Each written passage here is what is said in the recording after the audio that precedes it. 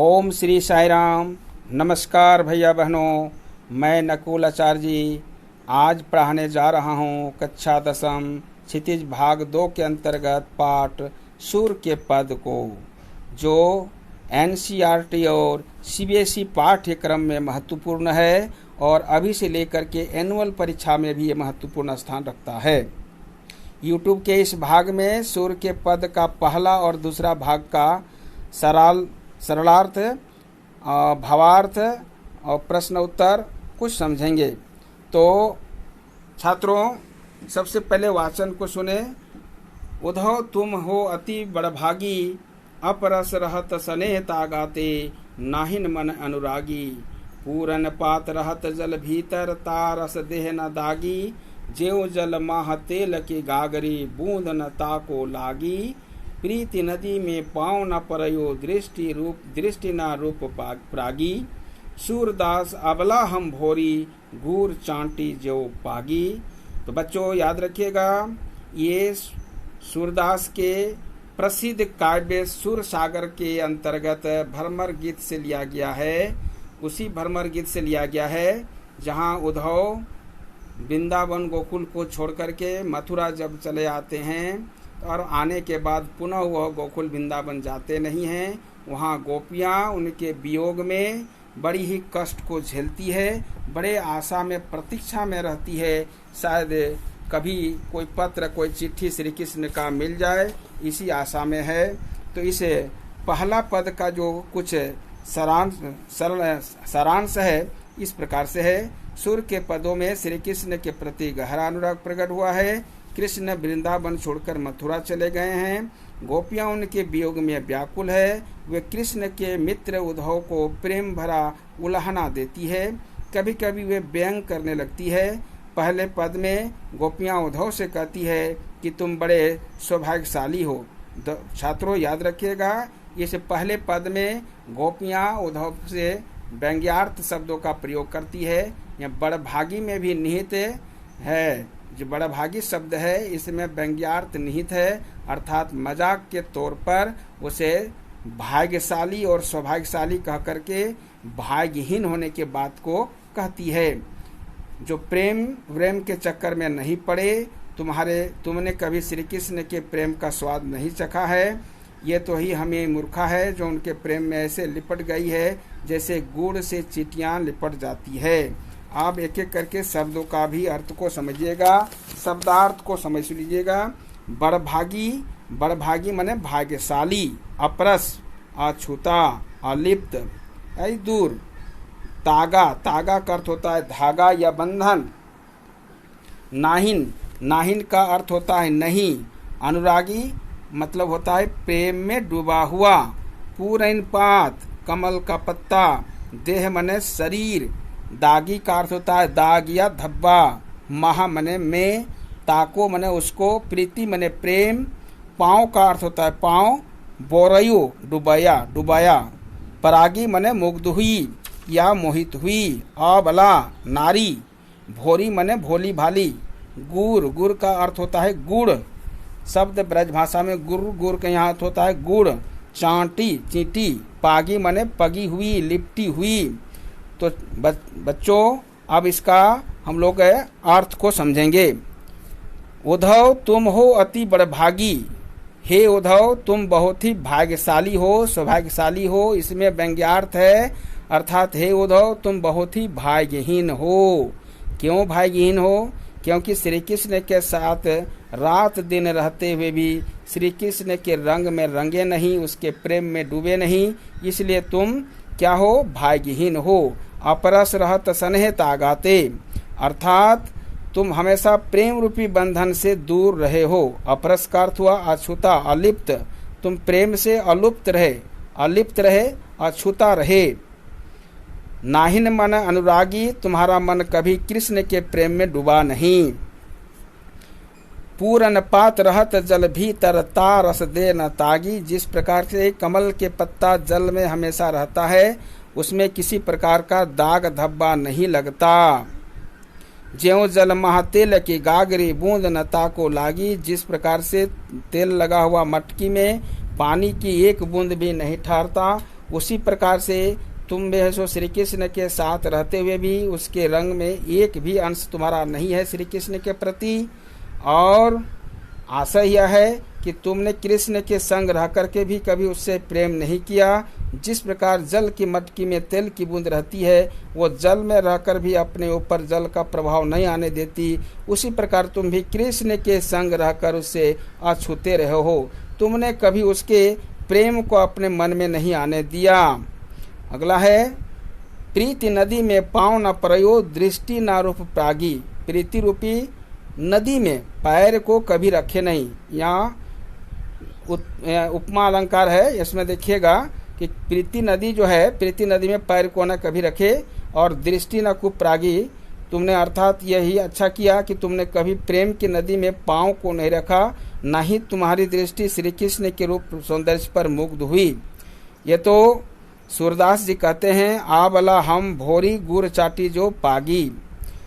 हम तो गोपिका, यानी सूरदास जी गोपिका के द्वारा कहना कह रहे हैं कि हम ही तो भोली भाली आंवला हैं, गोपियां हैं, जो कृष्ण के प्रेम में इस प्रकार से लिपट गई है जैसे गुड़ के साथ चींटियां लिपट जाती है। अब इसमें से कुछ भावार्थ है, कुछ पंक्ति है, उसको भी सुनना है, फिर आगे हम लोग आगे बढ़ेंगे। प्रस्तुत पद में गोपियां अपने बाक पटुता से उद्धव और उसके निर्गुण ब्रह्म के ज्ञान की पूरी तरह से परास्त करने का प्रयास करती है। उद्धव की प्रेमहीनता पर व्यंग करती है। वे भाग्यशाली न होकर के कई दुर्भाग्य वाले हैं, क्योंकि ये श्री कृष्ण रूपी प्रेम और सौंदर्य के नदी तट पर रहते हुए भी उसके आकर्षण और प्रेम से हीन है। यहाँ शिल्प सौंदर्य पर भी ध्यान दीजिएगा। देखिए शब्द लिखा होगा प्रीति नदी। प्रीति नदी में रूपक अलंकार है, क्योंकि उपमेय में उपमान का आरोप है ना, इसलिए, क्योंकि प्रीति कभी नदी हो नहीं सकती, इसलिए प्रीति नदी में रूपक अलंकार है। चाटी जो पागी, अंत में जो लिखा हुआ है चाटी जो पागी में उत्प्रेक्षा अलंकार है, उत्प्रेक्षा अलंकार है। उसके बाद पूरन पात में अनुप्रास अलंकार है, क्योंकि प वर्णों की आवृत्ति होने के कारण यहाँ अनुप्रास अलंकार हुआ। और चाटी ज्यों पागी, तो ज्यों त्यों मन जहाँ जहाँ रहेगा उसमें उत्प्रेक्षा अलंकार होता है। फिर शब्द चयन सार्थक एवं सटीक है। भाषा सरल सहज साहित्यिक और ब्रज भाषा का प्रयोग हुआ है। साथ ही संगीतमयता एवं गयता की प्रधानता रही है। इसमें से कुछ प्रश्न है छात्रों, आप लोग को मन ही मन थोड़ा सा दोहराना है। गोपियाँ किससे बड़ भागी कहती है और क्यों? तो गोपियाँ व्यंग में उद्धव को भाग्यवान कहती है। उनके अनुसार उद्धव सौभाग्यशाली रहे, न उन्होंने कृष्ण से प्रेम किया और न प्रेम की पीड़ा से कुछ समझे। दूसरा है अपरस रहत सने तागा में क्या आशय है? अपरस रहत सने तागा का क्या आशय है? इसका अर्थ होता है उद्धव प्रेम रूपी धागे से दूर ही रहे, उन्होंने कभी प्रेम को नहीं जाना। पूर्ण पात और तेल की गागरी के उदाहरण क्यों दिए गए हैं? जिस प्रकार कमल का पत्ता और तेल की गागर क्रमशः जल एवं तेल में रह करके भी उससे दूर रहते हैं, उसी प्रकार से उद्धव कृष्ण के साथ रह करके भी उसके प्रेम में बंधे नहीं, वे बैरागी रहे। अगला प्रश्न है प्रीति नदी क्या है? इसमें किसने पैर नहीं डुबाया? प्रीति नदी क्या है? तो प्रेम में नदी जैसा बहाव होता है, वहाँ कृष्ण प्रेम को प्रीति नदी कहा गया है। वहाँ उद्धव ने इस नदी में अपने पैर को नहीं डुबाया। इसमें कौन सी, इस काव्यांश में कौन सी भाषा का प्रयोग हुआ है छात्रों? तो याद रखिएगा, यहाँ ब्रज भाषा का प्रयोग हुआ है। गोपियों ने उद्धव की तुलना किससे की है? तो गोपियों ने उद्धव की तुलना कमल के पत्ते और तेल लगे हुए मटके से किया है। फिर अगला है गुड़ और चाटी शब्द का प्रयोग किसके लिए हुआ है? तो गुड़ शब्द का प्रयोग कृष्ण के लिए और चीटी का शब्द का प्रयोग कृष्ण के दीवाने गोपियों के लिए हुई है। बड़ा इंपॉर्टेंट बात है, याद रखिएगा। गुड़ और चीटी शब्द का प्रयोग, गुड़ शब्द का प्रयोग यहाँ कृष्ण के लिए और चीटी शब्द का प्रयोग यहाँ कृष्ण की दीवानी गोपियों के लिए हुआ है। अगला है गोपियाँ स्वयं को भोली क्यों कहती है? गोपियाँ ने स्वयं को आबला और भोली इसलिए कहा है क्योंकि ये उद्धव की भांति ज्ञानी नहीं है। वे बिना सोचे समझे कृष्ण के प्रेम में मग्न हो गई है। तो पहला पद का हम लोग यहाँ अंत करते हैं। दूसरा पद का आप सबसे पहले वाचन सुने, फिर सरल भाव। मन की मन ही मांझ रही, कहिए जाए कौन पे उधव, नाही परत कही। अवधि आधार आस आवन की, तन मन बिथा सही। अब इन जोग संदिसी सुनी सुनी, बिरहिनी बिरह दही। चाहती हुती गुहारी जीत हिते, उतहिते धार बही। सूरदास अब धीर धरई क्यों, मर्यादा न लही। ये पद जो है, इस पद में पहले इसका सरल अर्थ को, सारांश को समझने की कोशिश कीजिए, फिर आगे हम लोग इसका अर्थ को समझेंगे। इस पद में गोपियाँ श्री कृष्ण को निष्ठुर कहते हुए उद्धव से कहती है, हमारे मन की आस मन में ही रह गई। जिस प्रकार कृष्ण के आने की प्रतीक्षा में हमने सांसें अटकी हुई थी, वहीं से योग साधना का संदेश सुन करके हम बहुत निराश हो गए हैं। उससे कृष्ण के वियोग में धैर्य नहीं रखा जा सकता। और धैर्य कैसे रहेंगे जब धैर्य की सीमा को लांघ गए हैं। अब इसमें कुछ शब्दार्थ को सुनेंगे। देखिए, मांझ शब्द में है अंदर या में। अवधि देख रही, अवधि में ध में हर्षईकार है, ध में हर्षईकार हो गया तो अवधि का अर्थ होता है समय, और जब ध में दीर्घईकार हो जाएगा तो भाषा होगा, अवधि भाषा। तो अवधि यहाँ समय है। आधार मने आधार, आस मने आशा, आवन मने आने की, और बिथा मने व्यथा या दुख, जोग योग नियोग, बिरह मने वियोग, बिछुड़न, दही मने होता है जली, होती मने थी, गुहारी मने रक्षा के लिए पुकारना, जीतही ते जहाँ से, उतही ते वहाँ से, धार मने योग की धार, धीर मने धैर्य धारण, धरही मने रखे या धारण करे, क्यों मने कैसे, मर्यादा मने मर्यादा प्रतिष्ठा, लही मने नहीं रही। अर्थात यहाँ पर सुन लीजिए, मन की मन ही मांझ रही। गोपियाँ अपने बात अपने पर कह रही है, उद्धव हमारे मन में बहुत कुछ था, लेकिन वो बात और कहने लायक नहीं है। बात यहाँ पर इसलिए है क्योंकि उद्धव जो है निराकार ब्रह्म के उपासक हैं और गोपियाँ साकार ब्रह्म के उपासक हैं। गोपियाँ श्री कृष्ण के रंग रूपों में मुग्ध है और श्री कृष्ण के रंग रूप को छोड़ करके निराकार ब्रह्म के उपासक उद्धव जी रहे हैं। इसलिए गोपियाँ अपने बात को उद्धव पर नहीं कह पा रही है। कहिए जाए कौन पे उद्धव, नहीं पड़े तो कहिए उद्धव। किस प्रकार से हमें अपने मन की बात कहें, वो कहीं नहीं जा सकती है। बात समझ में आ गया होगा। जब किसी जगह संयोग होता है, कहीं वियोग होता है, यदि कोई अगर बात को कह रहा हो, उसके दिलचस्पी लेकर के कोई अगर बात को समझे तो बात आगे बढ़ाया जाता है, और नहीं तो बात आगे नहीं बढ़ती है, वहीं रुक जाती है। अवधि आधार आस आवन की, तन मन बिथा सही। हमने बहुत प्रकार के कष्ट को तन से मन से सही है कि शायद श्री कृष्ण जी आएंगे, उन्हीं के आशा पर, उसी के प्रतीक्षा पर हम लोग बहुत देर तक रहे। हमें कृष्ण से नहीं मिला, उनके अभाव में हमें अपनी भावना व्यक्त कर नहीं सकी। और हमने यहाँ पर कह रहा है कि क्या बात को कहा है कि हम तक कृष्ण के आने की अवधि को अपने प्राणों का आधार बताए हुए थे। इसी आशा से हम तन और मन की व्यथा सह रही थी, परंतु अब हमारे तुम्हारे द्वारा दिए गए इस जोग संदेश को सुनकर हम लोग बिरह व्यथा में अधिक भड़क रही है।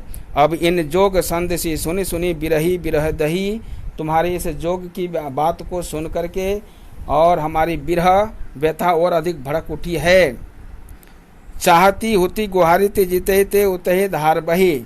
हम बिरह की ज्वाला में जली जा रहे हैं। हमारा दुर्भाग्य देखो, हम जिधर से अपनी रक्षा के लिए सहारा चाह रहे हैं, उधर से ही योग साधना की धार बह रही है। चाहती होती गुहारी जीते थे, जितनी हम रक्षा करने के लिए पुकार कर रहे हैं, उतना ही धार बही, अर्थात उतना ही तुम्हारी क्या हो रही है, योग साधना की धारा बह रही चली आ रही है। अर्थात हम चाह रहे थे कि कृष्ण हमसे आकर के मिलेंगे और हमारी प्रेम भावना संतुष्टि होगी, परंतु उन्होंने तो उल्टे हमारे लिए योग मार्ग का संदेश भेज दिया है, जो हमें सदा सदा के लिए कृष्ण से दूर करना चाहता है। सूरदास गोपियों के माध्यम से कह रहे हैं, सूरदास अब धीर धरई क्यों मर्यादा न रही। अब तो कृष्ण ने मर्यादा को तज दी है, उन्होंने हमारा प्रेम निभाने की बजाय हमें धोखा दिया है। भला हम धैर्य कैसे धारण करें, यहाँ पर भी कुछ बातें अब सभी को समझना होगा। तो क्या कहता है, भाव सौंदर्य है, प्रस्तुत पंक्तियों के माध्यम से श्री कृष्ण के प्रति प्रेम, निष्ठा, दृढ़ता और समर्पण की भावना व्यक्त हुआ। गोपियों के मन में श्री कृष्ण बसे हुए हैं। योग ज्ञान के लिए उनके मन में कोई स्थान नहीं है। निर्गुण उपासना को चंचल चित्त वाले की अपना सकते हैं। इसमें भाषा सौंदर्य जो है उस पर थोड़ा ध्यान रखिएगा। ये भाषा जो है